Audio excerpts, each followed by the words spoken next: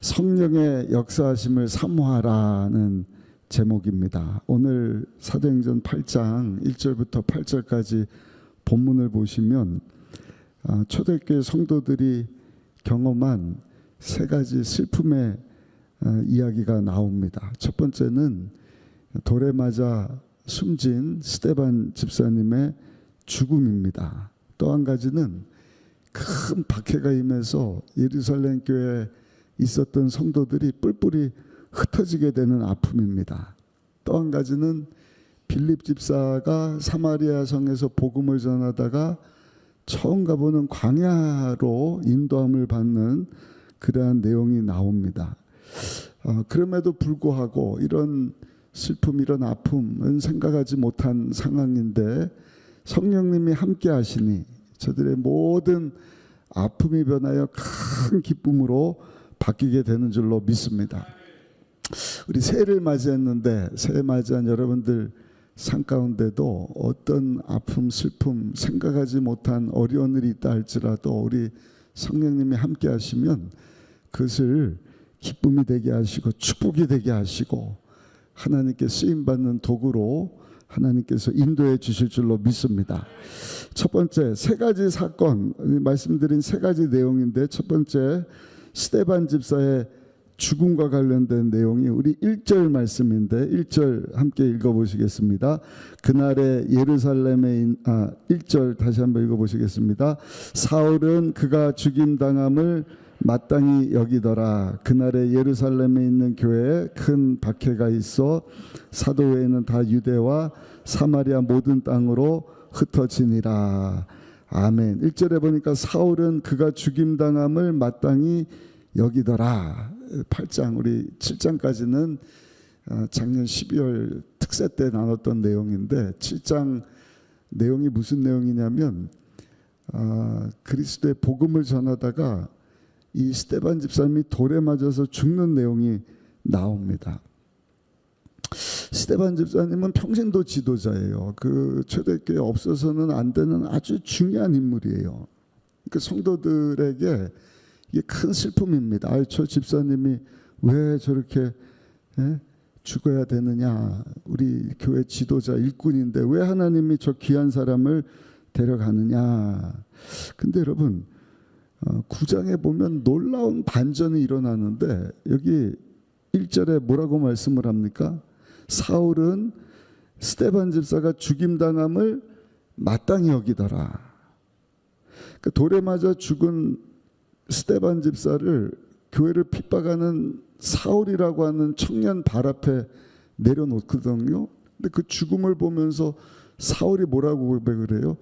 이 사람 죽는 것 당연한 것이다. 마땅한 것이다.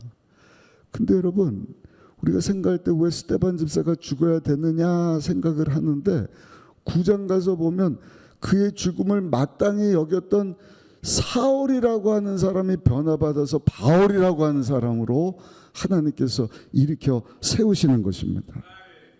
이게 하나님의 섭리인 것입니다.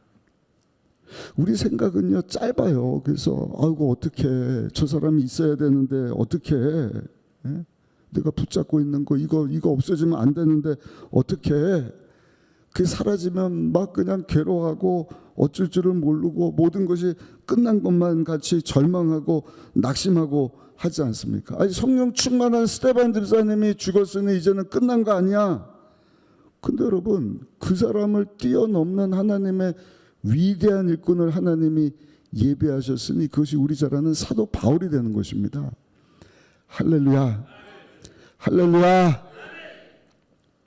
또 한 가지 사건, 예루살렘 교회가 뿔뿔이 흩어지는 이 이별의 슬픔을 겪게 되는 것입니다. 우리 1절 다시 한번 크게 읽어보실게요. 1절 같이 읽습니다. 사울은 그가 죽임당함을 마땅히 여기더라. 그날에 예루살렘에 있는 교회에 큰 박해가 있어 사도 외에는 다 유대와 사마리아 모든 땅으로 흩어지니라. 박해가 있어서 이 예루살렘 교회 성도들이 거기 있을 수가 없어요. 그래서 어떻게 되는 거예요? 다 뿔뿔이 흩어지게 되었다. 그런데 4절을 한번 보시면 4절 같이 읽습니다. 그 흩어진 사람들이 두루다니며 복음의 말씀을 전할세. 흩어지게 되었는데 저들이 가서 복음을 전했다. 이게 하나님의 신비입니다. 박해가 임하고 뿔뿔이 흩어지는 그 이별의 아픔과 고통이 있을 텐데 그 일을 통해서 하나님은 또 예수 그리스도의 복음이 전하게 하셨다. 우리 5절도 한번 보시면 5절입니다. 빌립이 사마리아 성에 내려가 그리스도를 백성에게 전파하니. 예수님께서 사도행전 1장 8절에 예루살렘과 온 유대와 사마리아와 땅끝까지 이르러 내 증인이 되리라. 저들이 성령을 받았어요. 권능이 임하니까 어떻게 되느냐? 예루살렘에서만 막 복음을 전하는 것이 아니라 유대와 사마리아 땅끝까지 복음을 전해야 되는데 그냥 어디 가서 전할 생각을 안 하는 거예요. 하나님이 하신 일이 뭐예요? 그곳에 박해가 있어서 어쩔 수 없이 성령 충만한 성도들이 예루살렘에 머무는 것이 아니라 유대로 가기 싫어하는 저 사마리아 성으로 땅끝까지 뿔뿔이 흩어지게 하시더니 예수님이 1장 8절에 말씀하신 성령이 너에게 임하시면 너희가 권능을 받고 온 유대와 사마리아와 땅끝까지 이르러 나의 증인이 되리라 하신 그 말씀을 이루게 하시는 것입니다. 사명 따라 살게 하시는 거예요. 여러분들 삶 가운데 문제가 있습니까? 슬픔, 아픔, 고난이 있습니까? 여러분 그 일 때문에 하나님은요 여러분들을 사명의 자리로 인도하신다는 사실을 믿으시기를 예수님의 이름으로 축원합니다.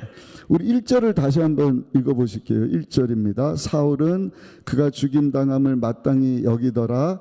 그날에 예루살렘에 있는 교회에 큰 박해가 있어 누구 외에는 사도 외에는 다 유대와 사마리아 모든 땅으로 흩어지니라. 그러니까 사도들만 리더들만 교회에 남고요. 평신도들이 다 흩어진 거예요. 평신도들이 생각할 때 야 이거 사도들이 없으면 어떡해. 오늘날은 목사님 전사님 없으면 어떡해. 근데 하나님이 하시는 일이 뭐예요? 평신도들에게도 성령의 기름을 부어주니까 평신도들이 나가서 사명을 감당하는 일꾼이 되게 하시더라. 제자는 예수님을 따르는 자가 제자예요. 그래서 온 천하 만국에 다니며 복음을 전하고 아버지와 아들과 성령의 이름으로 침례를 주고 예수님의 제자를 만들어라. 아멘. 근데 사도는 누가 사도냐? 사명 감당하는 자들이 사도인 거예요. 사명이 뭡니까? 사는 심부름 사자거든요. 명은 생명명자예요. 그러니까 하나님의 심부름을 위해서 목숨을 내건 자들. 뿔뿔이 흩어지는 그 아픔 슬픔이 있었지만 여러분 하나님께서 역사하시니 일반 평신도자들 리더가 없어서 어떡하나 이렇게 흩어지면 어떡하나 하는 그 가운데 본인들의 사명이 무엇인지를 깨닫고 사명을 감당하는 자리로 나가게 하시더라. 여러분들 성령님이 역사하시면 여러분들의 슬픔이 고난이 낙심이 변하여 여러분들의 사명을 발견하는 현장이 되게 될 줄로 믿습니다. 또 한 가지 빌립 집사님의 고독의 내용이 나옵니다. 예루살렘을 떠나서 집사님이니까 사도들 외에 스데반 집사처럼 이 빌립 집사님도 성령 받고 어디로 가느냐? 유대 넘어서 가장 사람들이 가기 싫어하는 사마리아 성으로 가는 거예요. 근데 여러분 사마리아 성에 가서 이 빌립 집사님이 복음을 전하니까 귀신도 떠나가고 놀라운 성령의 역사가 나타나니까 이 빌립 집사님을 따르는 사람들이 많게 되었다. 우리 5절 6절 한번 읽어보시면 5절 6절입니다. 빌립이 사마리아 성에 내려가 그리스도를 백성에게 전파하니 무리가 빌립의 말도 듣고 행하는 표적도 보고 한 마음으로 그가 하는 말을 따르니라. 할렐루야 할렐루야. 이 사마리아 성이에요. 사마리아 성. 우리를 개 취급하느냐 아주 그냥 앙숙이거든요. 근데 이곳에 와서 예수 그리스도의 복음을 전했을 때 저들이 따르는 표적도 보고 그 말씀을 듣고 이 빌립 집사님을 따르게 되었다. 얼마나 신바람 나는 일이에요. 근데 성령 하나님께서는 빌립 집사님을 거기서 안주하게 하지 않으시고 광야로 인도하시는 것을 봐요. 26절로 내려가서 우리 사도행전 8장 26절 한번 읽어보시겠습니다. 26절입니다. 시작.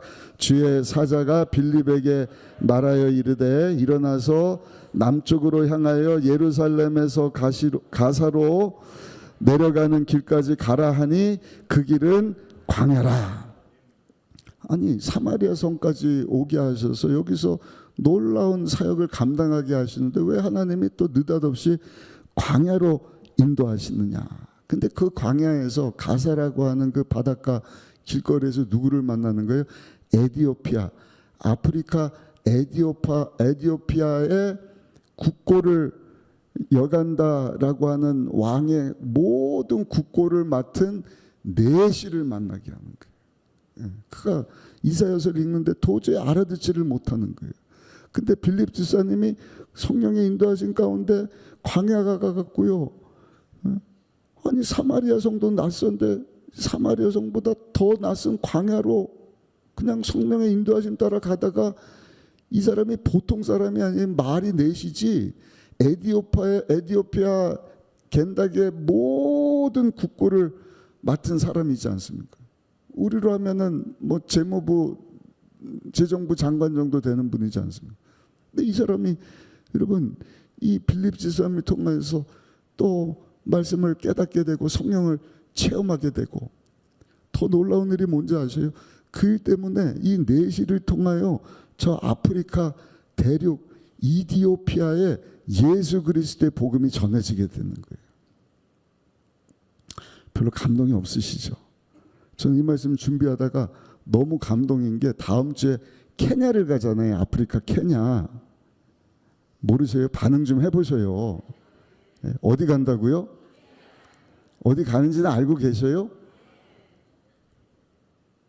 근데 케냐가 이디오피아 바로 밑이더라고요. 그래서 저는 역사의 현장 속으로 가는 것 같아서 이 말씀 준비하다가 마음이 너무 설레는 거예요. 와, 하나님 하시는 일 너무너무 대단하다. 아멘. 흩으셔갖고 약속하신 대로 사마리아 성에 가게 하셔서 거기서 복음 잘 전하는데 갑자기 광야로 가라. 에디오피아 겐닥의 국고 맡은 내시를 복음화시키더니 그가 에디오피아 아프리카 돌아가서 거기서 복음이 전해지게 하더니 세상에 2000년이 지난 오늘 다음 주에 그 에디오피아 나라 밑에 케냐로 우리가 또 복음 들고 가서 선교를 감당하게 하십니다. 아, 참.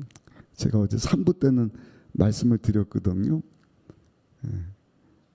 얀 후스, 마르틴 루터보다 100년 전에 체코에서 종교개혁을 일으켰던 이분이 화형을 당하지만 라틴어를 체코말로 번역된 그 말씀 붙잡고 이 신앙 공동체가 300년을 버티다가 독일로 왔는데 독일의 백작 진젠도르프를 만나서 헤르누트 공동체를 시작을 하는 거예요. 그 영향받은 분이 감리교 창시자 요한 웨슬레지 않습니까?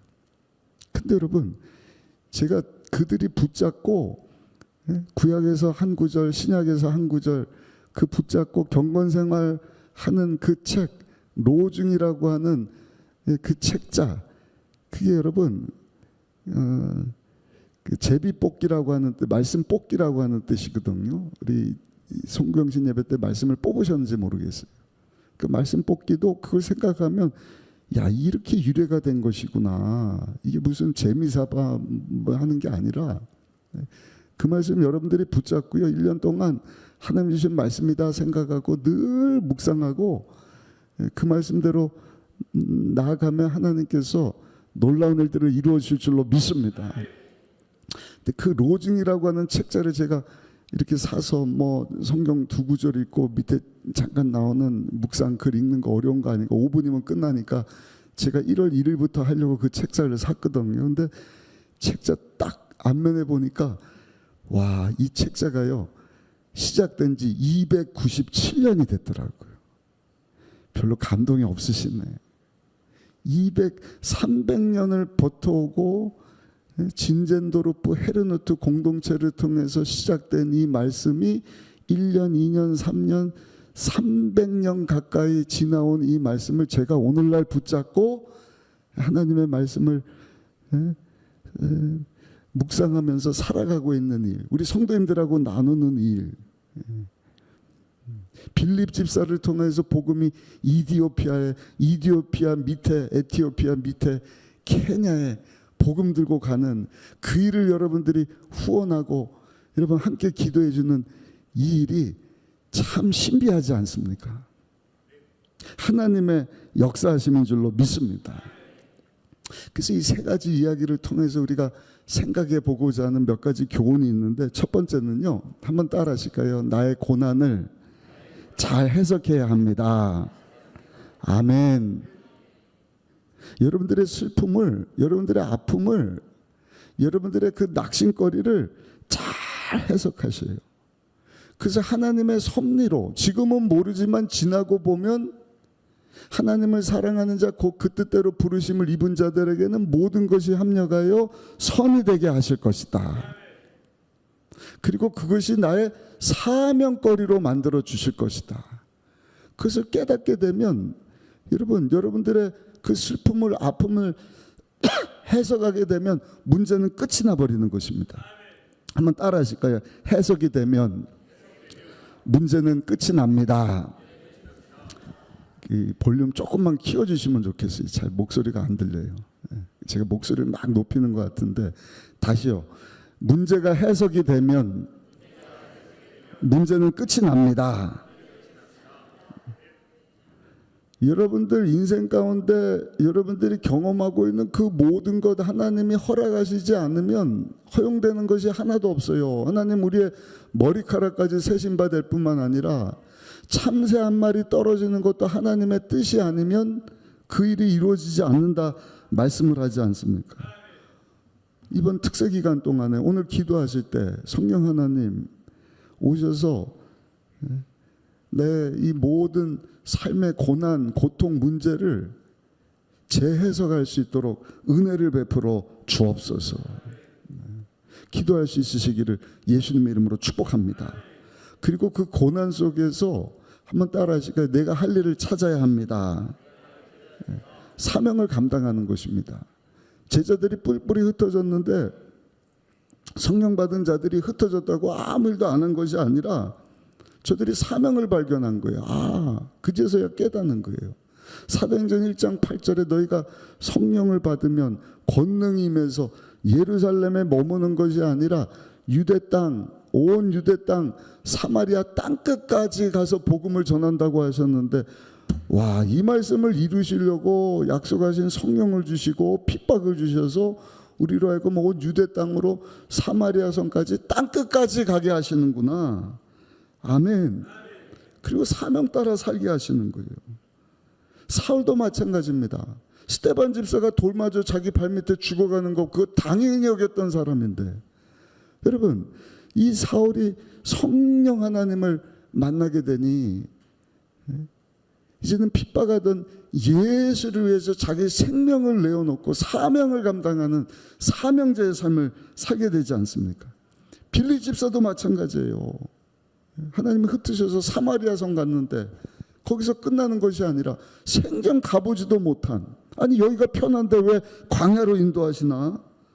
근데 여러분 그 고독한 광야의 땅에 가서 처음 보는 사람에게 복음을 전했을 때 세상에 하나님께서 에티오피아에 복음이 들어가게 하시고 아프리카 대륙에 복음이 들어가게 하시고, 빅터 프랭클이라고 하는 박사님이 이렇게 얘기를 합니다. 고난 속에서 포기한 사람들에게 고난은 저주이지만 고난 속에서 고난의 의미를 발견한 사람에게는 그 고난이 큰 축복이 된다. 이 빅터 프랭클이라고 하는 사람은 나치 정권 때 수용소에 갇혔던 분이거든요. 그런데 이 수용소에 있으면서 이분이 결단을 했다는 거예요. 내가 여기서 살아나가면 이 수용소 밖에 있는 많은 사람들에게 삶의 의미가 얼마나 중요한 것을 내가 가르치겠다.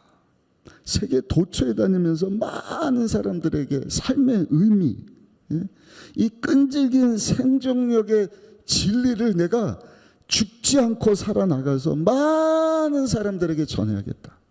그 수용소의 고난이 이분에게는 고난으로 절망으로 끝나서 그냥 인생이 거기서 끝나는 것이 아니라 그 고난 가운데서 의미를 발견하는 거예요. 사명을 발견하는 거예요.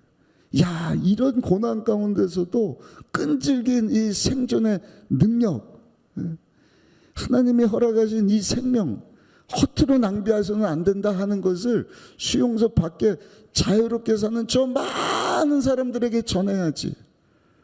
그래서 살아남은 몇 사람 중에 한 사람이 돼서요, 빅터 프랭클이라는 사람이 얼마나 많은 사람들에게 많은 삶의 의미를 가르치는 학자가 된지 몰라요.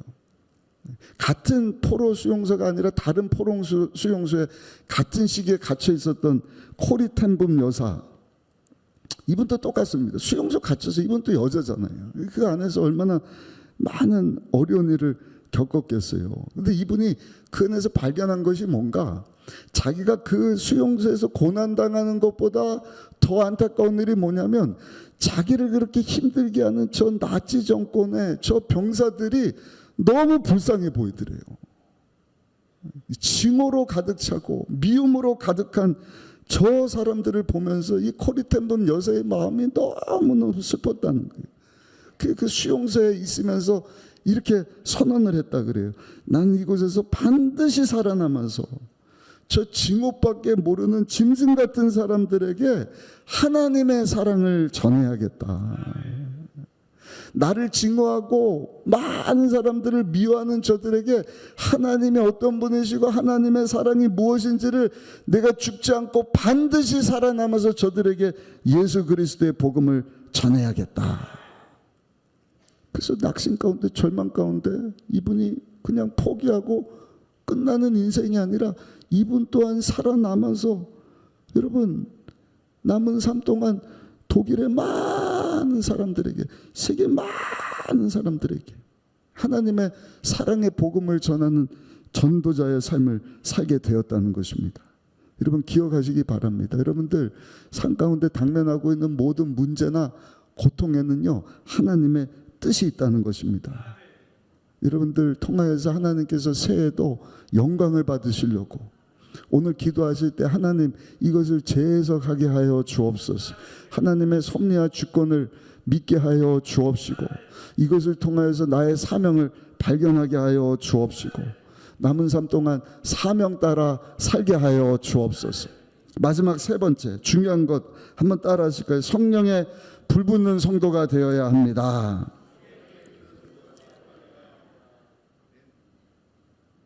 그냥 흩어지는 게 중요한 게 아니에요. 성령의 불 붙어야 돼. 제가 여러분 아무리 바람 불어서 휘날려서 떨어져 봐야 그거는 재덩이에 불과한 거예요. 그러나 뜨거운 불씨는요, 그 안에 생명력이 있는 거예요.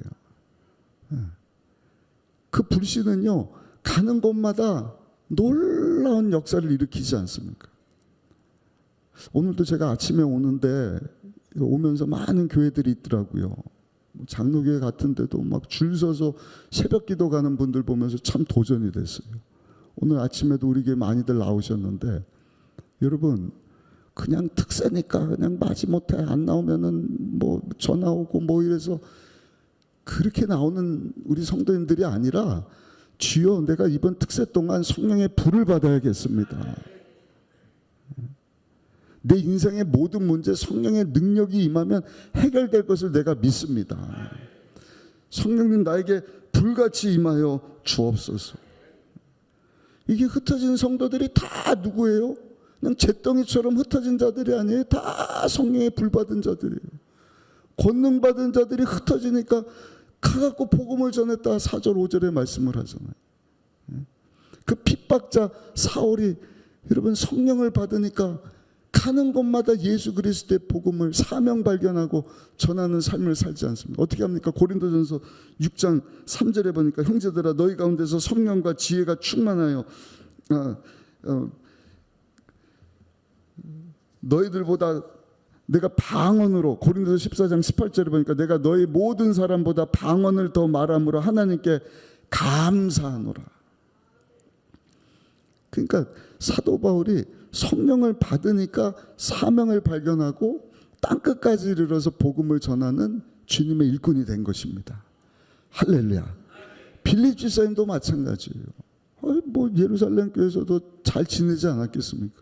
근데 박해가 임하니까 흩어져서 누구도 가기 싫은 사마리아 성 갔는데 뭐 성령이 역사하니까 거기서 또 따르는 표적이 있고 믿는 사람들이 있고 막 빌립 집사님 말을 듣고, 근데 하나님이 또 광야로 내모시는 거예요. 거기서도 또 내시를 만나서 아프리카까지 복음이 전해지는 이 놀라운 일들을 이루게 하셨는데, 사도행전 6장에 보면 이 빌립 집사가 누군가, 제가 성경 구절 안 드린 것 같은데 6장 3절에 보면요, 형제들아 너희 가운데서 성령과 지혜가 충만하여 칭찬받는 사람 7을 택하라. 그러니까 교회 일꾼은 다 성령과 지혜가 충만한 자야 되어야 할 줄로 믿습니다. 네. 많은 성도들 대표해서 오늘 이 새벽을 깨운 성도님들은 하나님의 사명 따라 살고자, 우리가 주님과 동행하는 삶 살고자 하나님께서 새벽을 깨우게 하신 분들인 줄로 믿습니다. 오늘 주신 말씀 붙잡고 주여 이 새벽에 성령의 불을 던져 주옵소서. 성령의 기름으로 충만케 하여 주옵소서. 그래서 내가 당하고 있는 모든 고난과 아픔과 슬픔을 재해석하게 하여 주옵시고, 그 절망으로 끝나버리면 아무 의미 없는 인생이 되어버리는 거예요. 그러나 그것을 사명으로 하나님 사명을 발견하게 하여 주옵시고, 그리고 성령의 불을 받아 하나님 영광에 하여 사명 따라 땅끝까지 나가게 하여 주옵소서. 끝없이 도전하는 인생. 아멘. 아멘. 그렇게 기도하다가 성령의 충만함을 받고 이 마지막 때 주 영광에서 귀하게 쓰임받는 우리 모든 성도님들 다 되시기를 예수님의 이름으로 축원합니다.